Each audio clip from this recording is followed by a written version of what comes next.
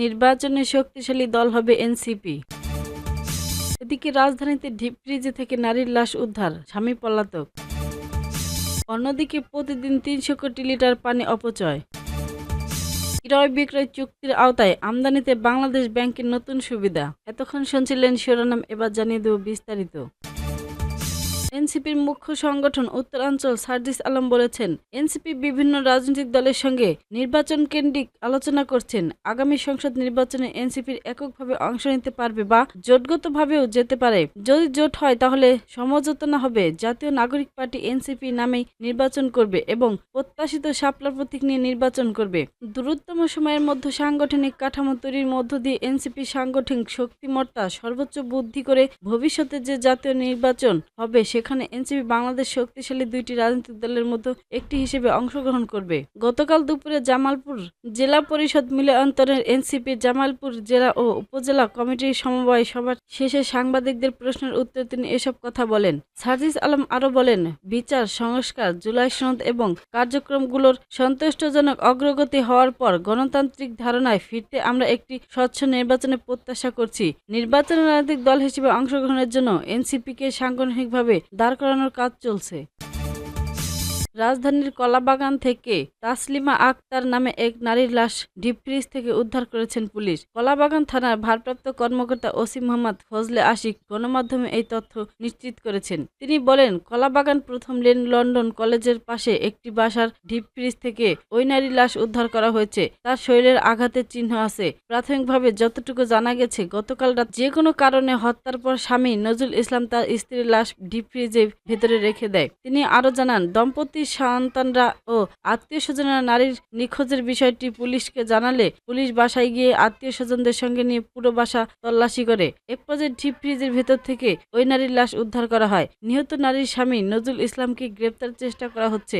আইন অনুযায়ী লাশ ময়নাতদন্তের জন্য হাসপাতালে মর্গে পাঠানো হবে এবং বিষয়গুলো তদন্ত করে দেখা হবে। নিহত তাসলিমা আক্তারের গ্রামের বাড়ি গাজীপুর জেলার পূর্বসেন থানাধীন বিন্দার গ্রামে। তার বাবার নাম মোহাম্মদ সিরাজ মিয়া। গোয়েন্দা তথ্য থেকে জানা গিয়েছে, সোমবার সন্ধ্যায় নিহতের দুই কন্যা তাদের মায়ের হঠাৎ নিখোঁজ হওয়ার এবং বাবার অস্বাভাবিক আচরণের সন্দেহ প্রকাশ করে কলাবাগান থানায় অভিযোগ করে। এরপর রাত ৮টার দিকে পুলিশ ঘটনাস্থলে গিয়ে ফ্ল্যাটের একটি ডিপ ফ্রিজ থেকে তাসলিমা আক্তার লাশ উদ্ধার করে। এর আগে নিহত নারীর স্বামী নজরুল ইসলাম পালিয়ে যান।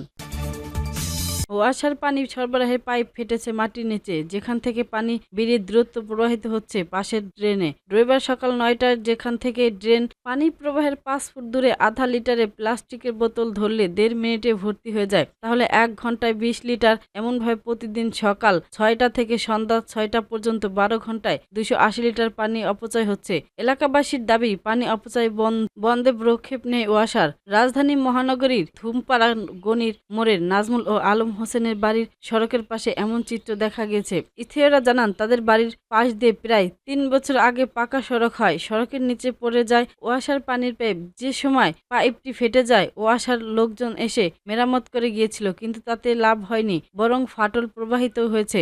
স্থানীয়রা ওয়াসার কয়েক দফা অভিযোগেও জানান, তাতে কাজ হয়নি, ফলে ১ বছরের বেশি এভাবে পানি ড্রেনে পড়ছে। রাজশাহী ওয়াসা সূত্রে জানা গিয়েছে, প্রতিদিন ৩০০ কোটি লিটার পানি অপচয় হয়। এর মধ্যে চুরি সংযোগ ছাড়াও পাইপ লিজেলের বিষয় অন্তর্ভুক্ত। এছাড়া অনেকে বস্তি এলাকায় ওয়াসার পানি ব্যবহার করে, সে পানির বিল পায় না ওয়াসা। বিল না পাওয়ায় পানিকে অপচয় বলছে ওয়াসা। যা মোট পানি সরবরাহের ২৮%। প্রতিদিন সকাল ৬টা ওয়াসার পানি সরবরাহ পাম্প চালু করা হয়, চলে সন্ধ্যা ৬টা পর্যন্ত। ওয়াসার কর্মকর্তাদের দাবি, ১২ ঘন্টা চলে পানি সরবরাহের পাম্প। রাজশাহী ওয়াসার প্রধান কৌশলকে পারভেজ মাহমুদ বলেন, রাজশাহী মহানগরীতে প্রতিদিন পানির চাহিদা ১৩ কোটি লিটার। ওয়াসা সরবরাহ করে ১০,৭০,০০,০০০ লিটার। এর মধ্যে ৩ কোটি লিটার বিল পায় না ওয়াসা। এগুলো লাইন লিজেল ছাড়াও চুরি, যাকে অপচয় বলা যায়, যা মোট সরবরাহের ২৮% পানি, অর্থাৎ ৩ কোটি লিটার। ভূতপাড়ায় পাইপ থেকে পানি বের হওয়ার বিষয় তিনি বলেন, বিষয়টি শুনলাম, দ্রুত লোক পাঠিয়ে ব্যবস্থা গ্রহণ করতে হবে।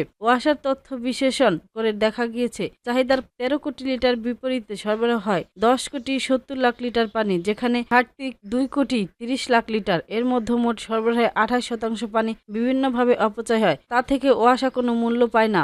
এমন পানি 3 কোটি লিটার। তাহলে রাশিকের 40 লিটার গ্রাহক প্রায় 5 কোটি 40 লাখ লিটার পানি। স্থায়ী ভিপজি ইসলাম বলেন, দীর্ঘদিন থেকে এমন অবস্থায় এ সময় পানি বের হয়ে ড্রেন পড়ে। 1 বছরের বেশি এমন অবস্থা, কিন্তু দীর্ঘদিনে ওয়াসা একেবারে মেরামত করতে আসেনি বলে তাদের অভিযোগ। ক্রয় বিক্রয় চুক্তির আওতায় শিল্প আমদানিকারকদের জন্য নতুন সুবিধা দিয়েছে বাংলাদেশ ব্যাংক। এখন থেকে অনুমোদিত ডিলার এডি বাংলাদেশগুলো আমদানিকারকদের উপর কোনো এক্সপোজার বা কোনো ক্রেডিট লাইন ছাড়াই ইউনিফর্ম রুলস করে কালেকশন ইউআরসি অনুযায়ী ডকুমেন্টারি কালেকশন সেবা প্রদান করতে পারবে। ইউনিফর্ম রুলস ফর কালেকশন হলো আন্তর্জাতিক চেম্বার অব কমার্স কৃতক প্রণালী, একটি নীতি যা আন্তর্জাতিক বাণিজ্য ব্যাংক ক্রেতা এবং বিক্রেতাদের মধ্যে দেনা বা অর্থ আদায়ের প্রক্রিয়া সহজ করতে সাহায্য করে। এই নিয়মগুলো মূলত বিভিন্ন দেশ থেকে অর্থ আদায়ের ক্ষেত্রে প্রচলিত সমস্যাগুলো সমাধানের জন্য তৈরি করা হয়েছে, যেমন পেমেন্টের জন্য ডকুমেন্ট এবং পেমেন্টের অঙ্গীকারের জন্য ডকুমেন্ট প্রক্রিয়ার ব্যাংকগুলোর কাজকে আরও সুনির্দিষ্ট এবং সুরক্ষিত করে। সোমবার বাংলাদেশ ব্যাংকের বৈদেশিক মুদ্রা ও নীতি বিভাগ থেকে জারি করা এক প্রজ্ঞাপনে এই নির্দেশনা দেওয়া হয়। প্রজ্ঞাপনটি সকল অনুমোদিত ডিলার ব্যাংকের প্রধান কার্যালয় ও প্রিন্সিপাল অফিসে পাঠানো হয়েছে। প্রজ্ঞাপনে বলা হয়, প্রচলিত আমদানি নীতি আদেশ অনুযায়ী শিল্প আমদানি করা মূল্যসীমা নির্বিশেষে কাঁচামাল, ক্যাপিটাল, মেশিনারি ও ফায়ারডোর ক্রয় বিক্রয় চুক্তির আওতায় আমদানি করতে পারবেন, তবে বাণিজ্যিক আমদানি নির্ধারিত মূল্য সীমার মধ্যে রাখতে হবে। বাংলাদেশ ব্যাংক আরও জানায়, প্রচলিত LC letter of trading Bangladesh আমদানি মূল্যের নিষ্পত্তির সময় ব্যাংকগুলোর আমদানিকারকদের উপর এক্সপোজার নেই, কিন্তু নতুন নির্দেশনা অনুযায়ী ক্রয় বা বিক্রয় চুক্তিভিত্তিক আমদানিকে এক্সপোজার ছাড়াই সংশ্লিষ্ট ব্যাংকগুলো এবং ডকুমেন্টারি কালেকশন প্রক্রিয়া সম্পাদন করবে। এছাড়া সার্কুলারে উল্লেখ করা হয়েছে যে সার্কুলার নং 33 অনুচ্ছেদ 34 ও 35 অনুযায়ী বিলম্বিত মূল্য পরিশোধের সুবিধা পূর্বের মতোই কার্যকর থাকবে। বাংলাদেশ ব্যাংক বলেছেন, বৈদেশিক মুদ্রা লেনদেনের ব্যবস্থাকে সহজ ও ঝুঁকিমুক্ত রাখার পাশাপাশি শিল্প খাতের আমদানি কার্যক্রমে তারল্য ও গতি বাড়ানোর লক্ষ্যে এই সিদ্ধান্ত নেওয়া হয়েছে।